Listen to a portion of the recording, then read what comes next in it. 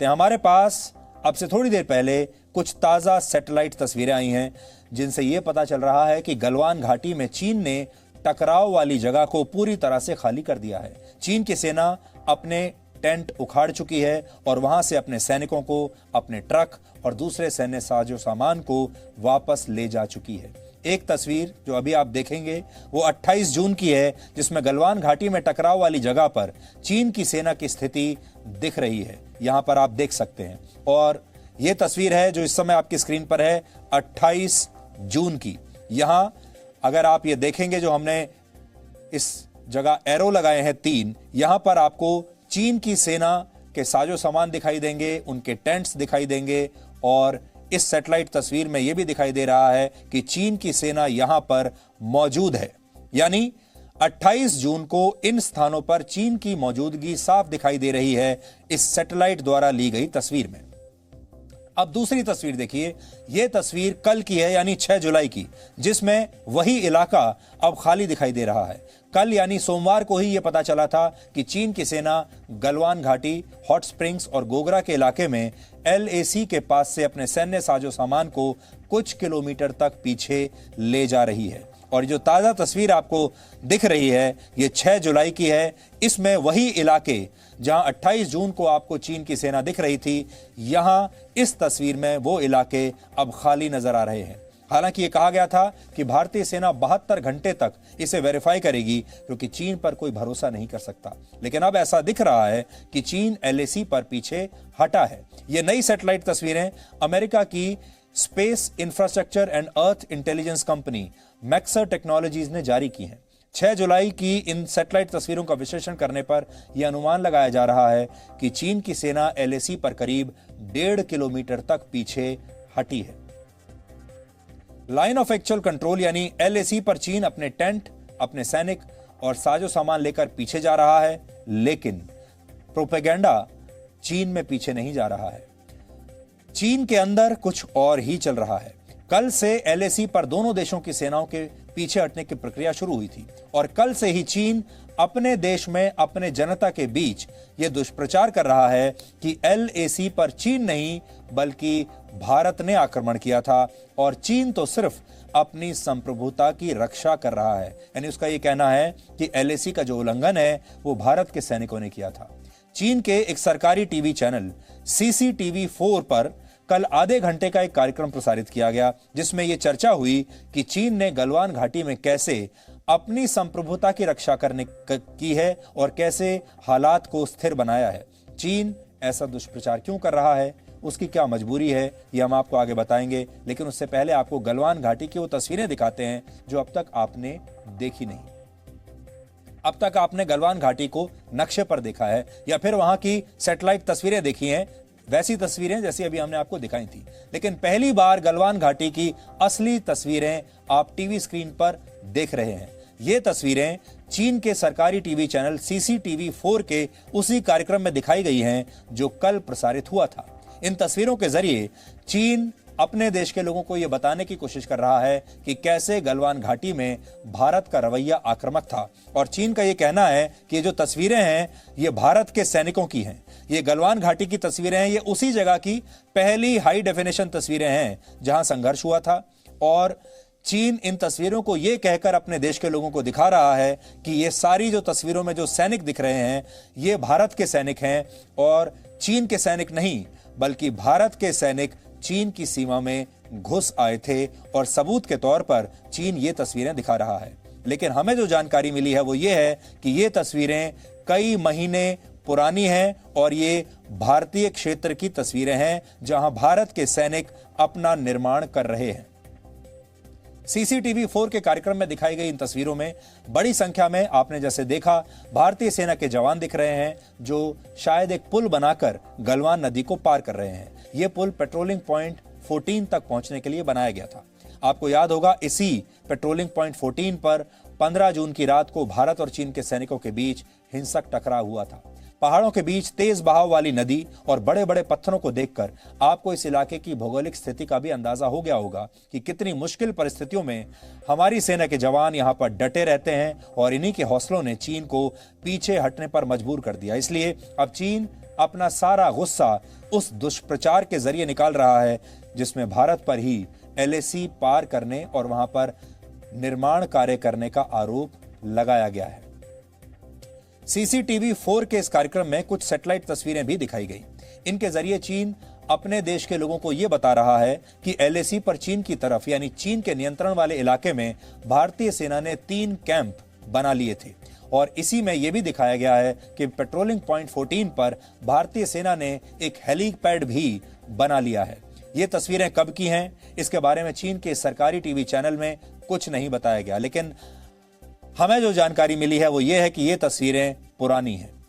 न ही इन तस्वीरों की कोई और पुष्टि हो सकी है, लेकिन एक बात बिल्कुल स्पष्ट है, जिस बात की पुष्टि हम आपसे कर सकते हैं वो ये कि ऐसी तस्वीरों से चीन दुनिया में यही दुष्प्रचार करने में जुटा है कि अप्रैल और मई के दौरान एलएसी पर उसके नियंत्रण वाले इलाके में भारत के सैनिक घुस आए और वहां पर उन्होंने अपना इंफ्रास्ट्रक्चर बनाया और इसी के बाद गलवान घाटी का विवाद शुरू हुआ।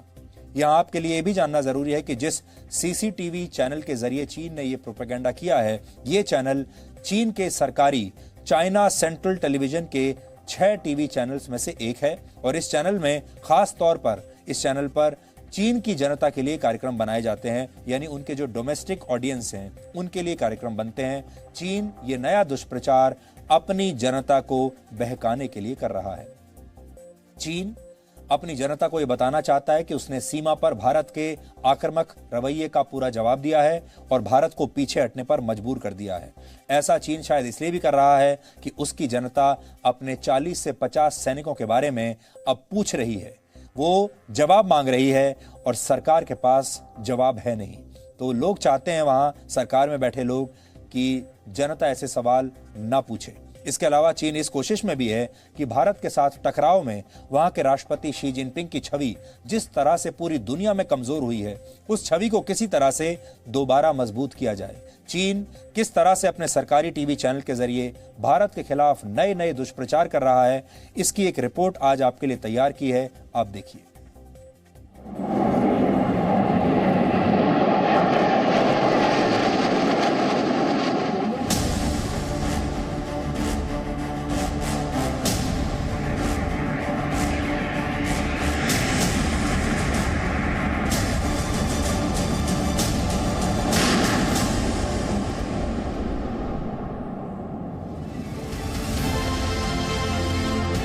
भारत के संकल्प के आगे चीन को झुकना पड़ा और एलएसी से पीछे हटना पड़ा। लेकिन चीन अब अपनी जनता को और दुनिया को क्या मुंह दिखाएगा? इसी सवाल का जवाब ढूंढते हुए चीन ने भारत के खिलाफ नया झूठ फैलाना शुरू कर दिया है। चाइना सेंट्रल टेलीविजन यानी कि CCTV-4 ने अपने एक कार्यक्रम में भारत के खिलाफ प्रोपेगेंडा की तस्वीरें दिखाई। इन तस्वीरों को दिखाकर यह बताने की कोशिश की गई है कि भारत के सैनिकों ने एलएसी को पार किया था। इस कार्यक्रम के जरिए यह झूठ बोला गया कि भारत ने गलवान घाटी के इलाकों पर कब्जा किया, वहां पर अस्थायी पुल बनाए, टेंट और कैंप बना लिए और यहां तक कि पेट्रोलिंग पॉइंट 14 पर हेलीपैड भी बना लिया। 据印度斯坦时报报道，印度总理莫迪和国防高官3号突然访问位于中印边境冲突前线的 इस शो में प्रधानमंत्री नरेंद्र मोदी के निम्मू में भारतीय जवानों के बीच पहुंचने की तस्वीरें भी दिखाई गई, जिसके जरिए ये बताने की कोशिश की गई कि भारत सैन्य ताकत के दम पर कदम उठा सकता है। चीन ये बताने की कोशिश में है कि भारत बातचीत के बजाय सेना के दम पर आगे बढ़ सकता है। असल में चीन गलवान में पीछे हटने को पचा नहीं पाया है। वो अपने लोगों से सच छिपाने की कोशिश में जुटा है और इसके लिए ये झूठ बोल रहा है कि चीन के सैनिकों ने भारत को पीछे हटने पर मजबूर किया, क्योंकि भारत के सैनिक एलएसी पर चीन की तरफ आए थे। बताया जा रहा है कि ये तस्वीरें अप्रैल और मई के महीने की हैं। तब गलवान घाटी और एलएसी पर तनाव टकराव में नहीं बदला था। ये वो वक्त था जब एलएसी पर भारतीय सेना का निर्माण कार्य भी तेजी से चल रहा था। गलवान घाटी हमेशा से भारत का इलाका रहा है। वहां एलएसी के करीब तेजी से निर्माण कार्य भी होता है। यही बात चीन को खटक गई और अचानक चीन इस इलाके में अपना दावा जताने लगा। यही वजह है कि 2 महीने के अंदर सीमा पर बड़े टकराव बनने लग गए थे।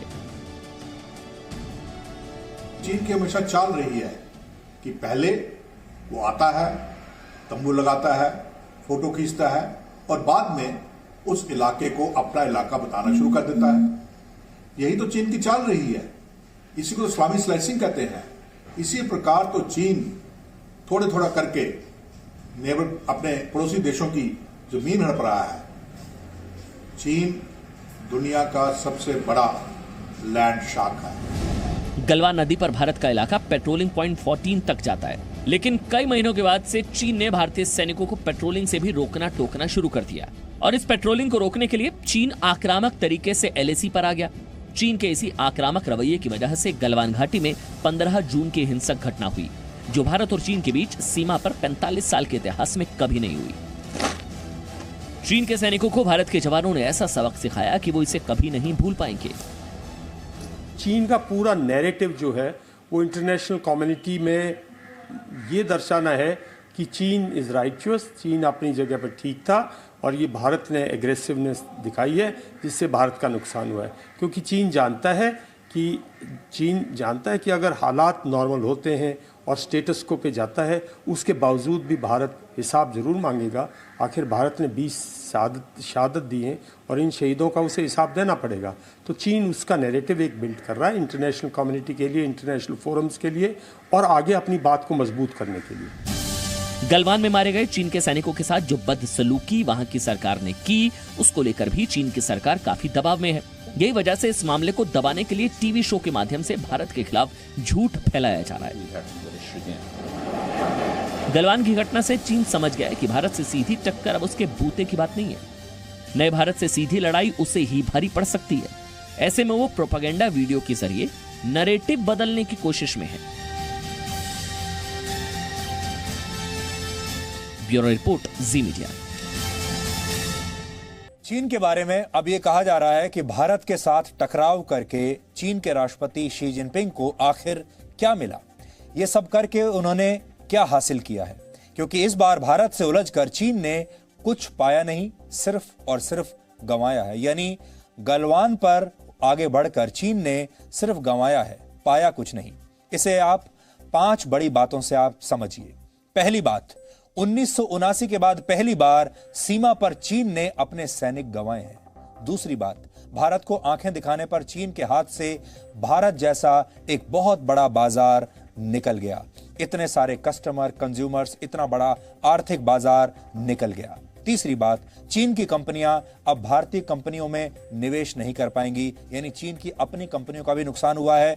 एक तो इस वजह से कि चीन का सामान अब यहां बिकेगा नहीं, और दूसरा, अब चीन की कोई बड़ी कंपनी यहां इन्वेस्ट भी नहीं कर पाएगी। चौथी बात, चीन ने अपनी धोखेबाजी से हमेशा के लिए भारत का विश्वास तोड़ दिया है। भारत और चीन के बीच संबंध अब पहले जैसे कभी नहीं होंगे। ये बहुत बड़ी बात है। अब वो विश्वास वापस नहीं आ सकता। वो विश्वास शी जिनपिंग ने हमेशा के लिए खो दिया है। जब तक वो बने रहेंगे, वो विश्वास कभी नहीं लौटेगा। पांचवी बात, दुनिया भर से चीन को जबरदस्त कूटनीतिक मार पड़ी है और कोई भी बड़ा देश इस बार चीन के साथ नहीं है। यानी चीन, जो अपने आप को महाशक्ति समझता था, पूरी दुनिया में बिल्कुल अकेला पड़ गया, और यहां तक कि उसका अपना दोस्त रशिया भी खुलकर उसके साथ नहीं आया। यानी शी जिनपिंग की स्थिति ना सिर्फ अपने देश में बहुत कमजोर हुई है, बल्कि दुनिया में भी उनकी स्थिति बहुत कमजोर हो गई है। और इसीलिए शी जिनपिंग की सरकार अब पूरी कोशिश कर रही है। कभी वो लैब की तस्वीरें बाहर रिलीज करती है और कहती है कि लैब उनका बहुत सुरक्षित है।